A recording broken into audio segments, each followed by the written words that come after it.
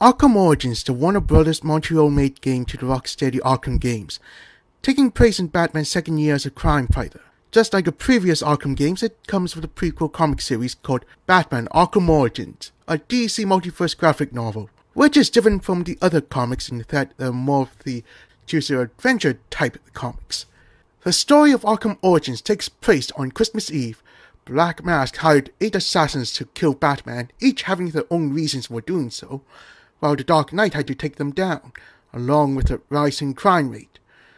This game is also about the rise of the most important villains in DC history in the Arkham universe. But you already know who it is, so I won't delve into it. Gameplay is pretty much the same, with a few exceptions.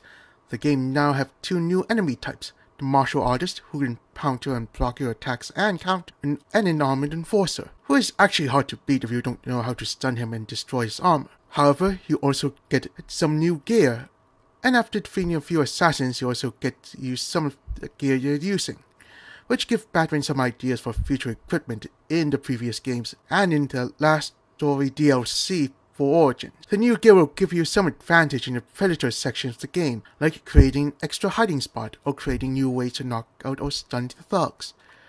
Since the game is the prequel to the previous 2 games, you now can explore the entire city before parts of it fell apart in Arkham City, and finding even more Easter eggs from both Arkham City and Origins.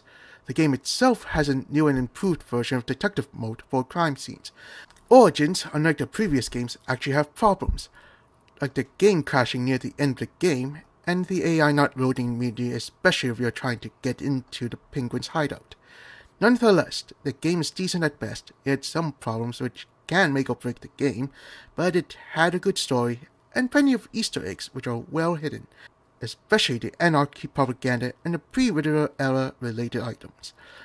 I would recommend getting this if you want to know the history of the Arkham universe in the beginning and how certain characters meet each other, and so on. And if you don't mind the problems with it, go play it. You see, it's a tradition in my house to open one present each on Christmas Eve. How about this one?